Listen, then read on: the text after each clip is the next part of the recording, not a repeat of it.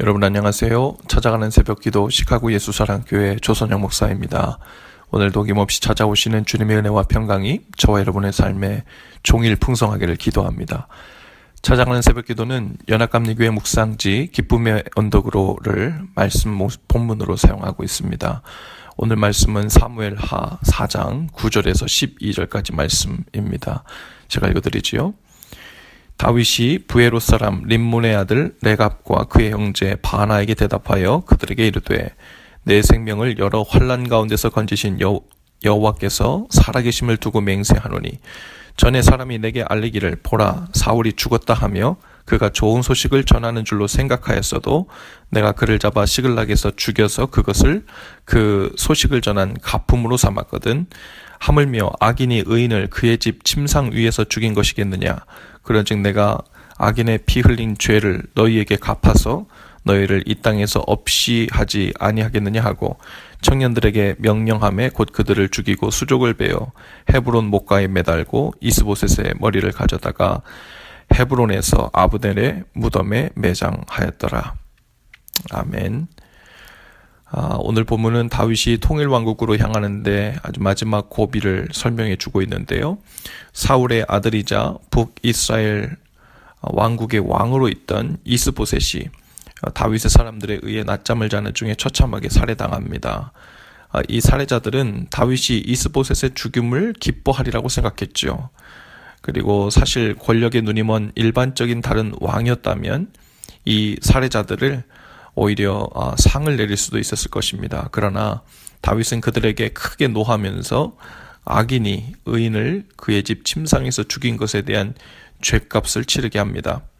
이는 이스라엘 통일왕국이 이루어지는 과정에서 시련도 많고 인명 피해도 많았지만 그것이 하나님이 원하는 바가 절대 아니었고 또 다윗이 그 피와 폭력에 개입한 것이 아니었음을 보여주고 있는 대목이죠.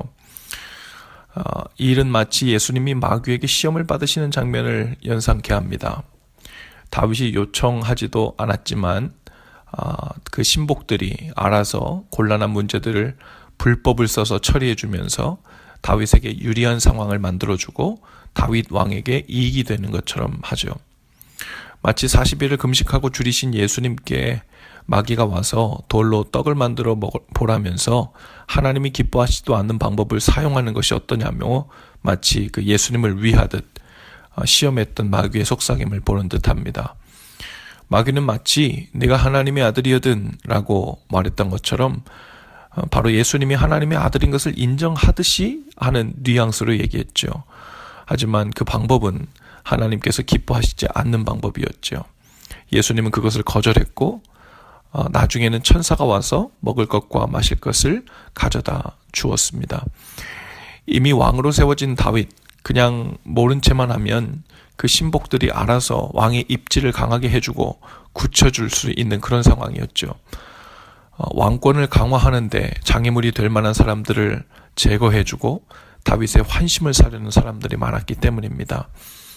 그러나 비록 하나님께서 다윗을 왕으로 세우셨다고 해도 그 왕권을 세워가는 방법에 있어서 하나님이 기뻐하시지 않는 방법은 다윗이 사용하지 않으려 했죠.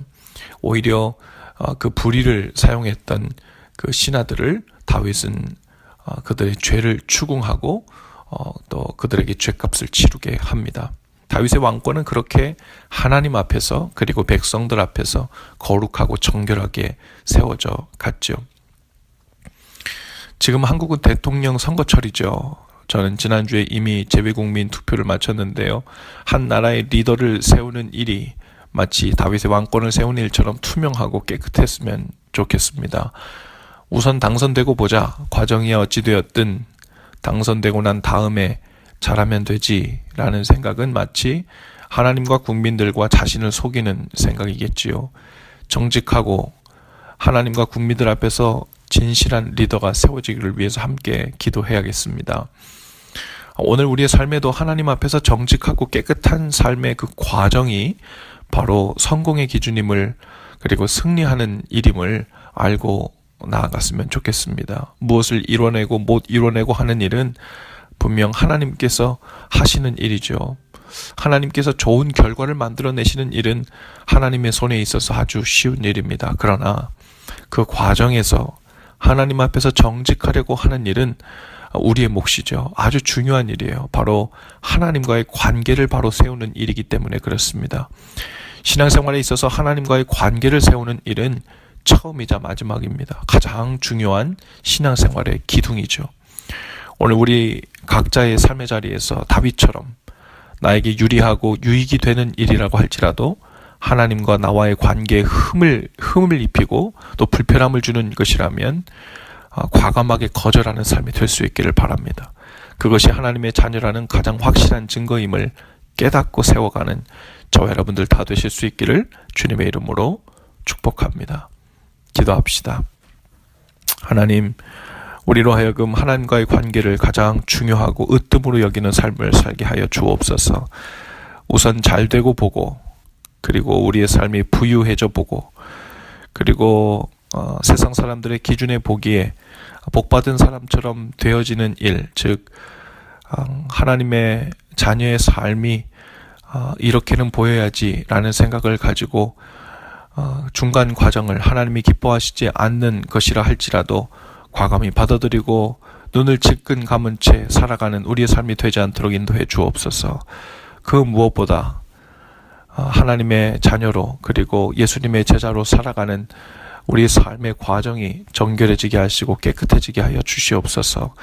그 가운데서 주님과의 관계가 바로 세워져 가게 하시고 그 관계의 진실성으로 인하여 승리하는 삶, 주님 기뻐하시는 삶, 주님과 진실로 동행하는 삶의 증거를 삼게 하여 주옵소서. 오늘도 주께서 성령으로 우리의 삶을 민감하게 반응하게 하시고 주님 앞에서 살 수 있도록 인도해 주옵소서. 예수님의 이름으로 기도합니다. 아멘. 여러분, 오늘도 예수 사랑으로 화이팅입니다. 내일 아침에 다시 찾아뵙죠.